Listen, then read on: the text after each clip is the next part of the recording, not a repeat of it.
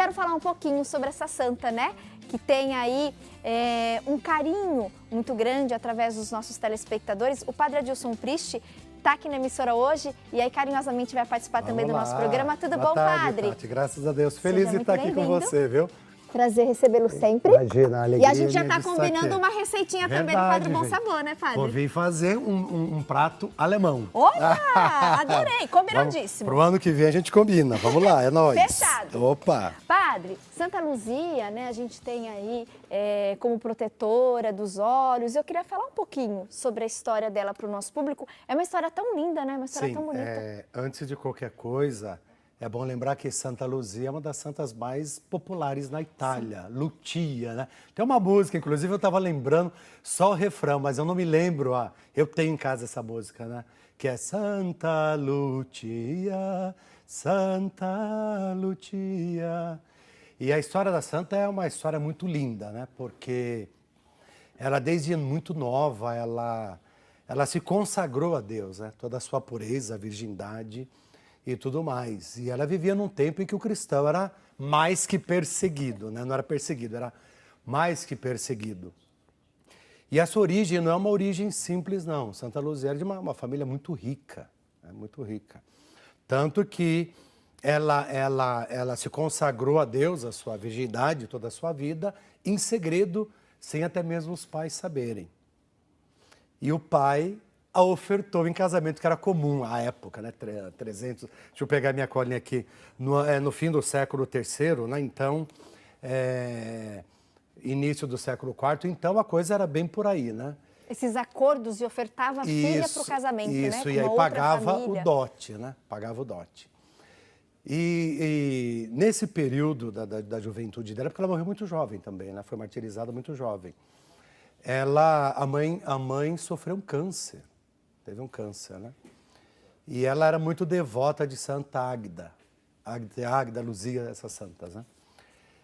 E ela fez o propósito de fazer uma peregrinação ao túmulo e rezar. E participando nessa peregrinação, claro, da Eucaristia e tudo mais, se a mãe fosse curada, esse seria realmente o sinal de que era para ela se manter virgem e que jamais iria casar. E, de fato, no meio da celebração eucarística da Santa Missa, a mãe foi curada. Então, esse foi o grande sinal que Deus deu para Luzia, né? E aí, mesmo já tendo sido prometida em casamento, o dote e tudo mais, ela chegou e aí ela falou para o pai que havia se consagrado a Deus e tudo mais. E aí, o que aconteceu?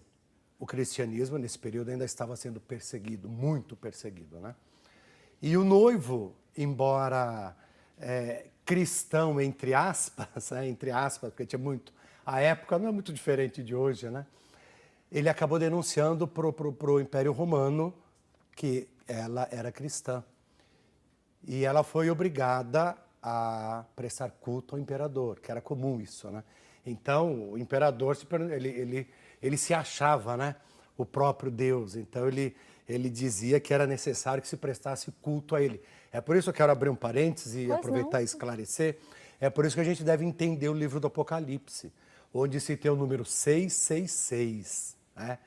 Que esse número, na teologia, na questão bíblica, significa o número do homem. Porque o 7 é a perfeição.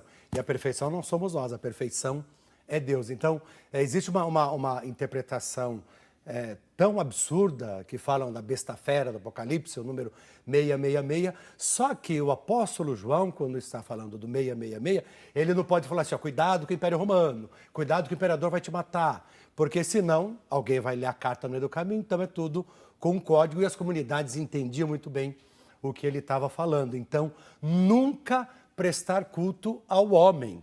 666, ele é homem, homem, homem. Por isso que depois reafirma santo, santo, santo. Somente Deus é o santo dos santos, somente Deus é santo, né?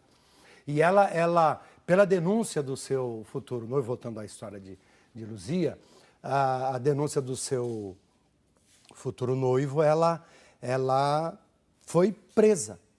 porque ela disse, não, eu não vou prestar culto. Tem uma frase dela muito interessante, que ela diz assim, adoro a um só Deus verdadeiro, e a ele prometi amor e fidelidade. Então, quando ela se recusou a prestar o culto ao imperador, ela foi, primeiro, né, ia ser queimada viva. E segundo a história, o local foi colocado fogo ao redor dela, mas o fogo não a atingiu. Então, consumiu-se o fogo e ela estava lá. Depois, o noivo, né, o prometido em casamento, dizia que via nos olhos dela o céu, a luz do céu. Olha que coisa bonita isso, né? E aí, então, ela mesmo, depois de furarem os seus olhos, fazerem vazá-lo, ela mesmo tirou e o deu para o noivo. E ali ela foi martirizada. Mas não se curvou diante da vontade do homem, né? Ela seguiu o propósito da vida, a fidelidade e a fé em nosso Senhor Jesus Cristo. E assim, ela se tornou a protetora dos olhos justamente por isso. Mas o grande clamor que nós devemos fazer pela intercessão de Santa Luzia, né, não é simplesmente a visão propriamente essa, como você acabou de dizer aqui, mas é aquela visão que as pessoas dizem assim do coração. Eu seja capaz de olhar o seu interior, né, e o outro seja capaz de olhar o meu interior. Olhar além dessa casca, isso, né, padre? Exatamente. Dessa pele, olhar lá dentro mesmo. Olhar o coração, em outras palavras, seria isso, né? Olhar o coração. A luz da alma, né? Os nossos isso. olhos são a luz da alma. Exatamente isso. E é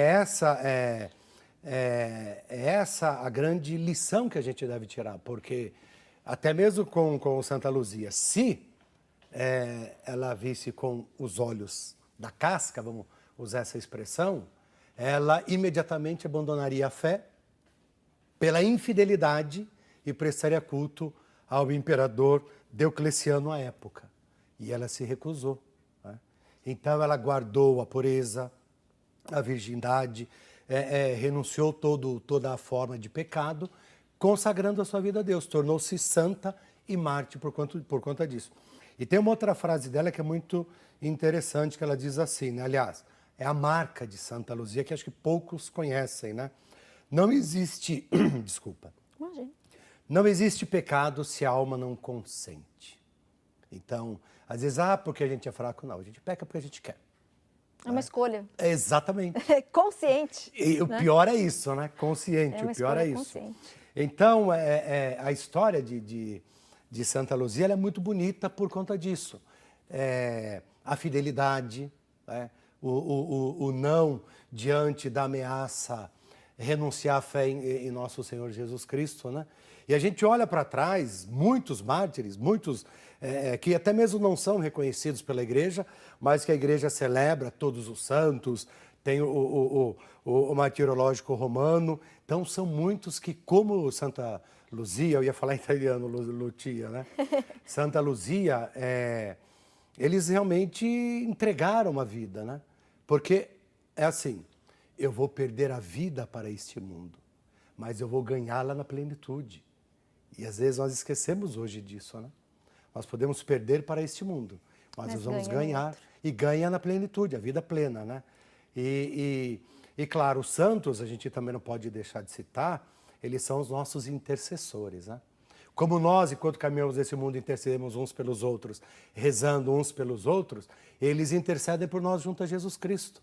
Então, eles já alcançaram o prêmio ao qual nós também haveremos de alcançar quando cumprirmos a nossa missão aqui nesse mundo. Você falou da oração e eu acho que a oração é a forma mais bonita da gente oferecer amor para o outro, né? Sim. Quando a gente ora pelo outro, quando a gente reza pelo outro, tem demonstração mais bonita que essa, gente? Não tem, né? Coloque aquelas pessoas que você ama nas suas orações. Reze por aquelas pessoas que querem o seu bem e reze também por aquelas pessoas que querem o seu mal, porque elas precisam de mais oração ainda, de mais amor ainda. Padre, eu sei que o tempo do senhor está apertado, mas será que a gente pode finalizar o bloco com uma bênção? Claro, com uma oração para as pessoas que estão nos acompanhando? Eu até trouxe aqui a bênção dos olhos, uma fórmula muito simples, né? De Santa Luzia. Acho que nós poderíamos encerrar dando essa bênção para você que está na sua casa, confiando sempre na intercessão de Santa Luzia, de todos os santos, mas tendo claro, né? Luzia não viu somente a casca, mas ela viu o interior. Então ela teve esse grande encontro com o Senhor Jesus, que a levou realmente a perder a vida para este mundo, mas ganhou no reino dos céus, e isso é reservado a todos nós. Então, que você possa agora receber a bênção para os seus olhos, pela intercessão de Santa Luzia. O Senhor esteja convosco, Ele está no meio de nós. Ó Luzia dos olhos de Deus, ó Luzia dos olhos da fé, ó Luzia, curai nossos olhos com Jesus, Maria e José. Amém. Amém. Em nome do Pai, do Filho e do Espírito Santo. Amém. Amém. Foi? Padre, muito obrigada. Imagina, eu que agradeço. Vou te dar um abraço. Outro, que Deus nos abençoe sempre, firme e forte. Amém a todos nós. E eu espero o senhor, então, Vamos em breve. fazer uma comida alemã. Adoro, no quadro Bom Sabor. Intervalo rápido e daqui a pouquinho a gente volta. Continue conosco. Obrigada, viu, Padre?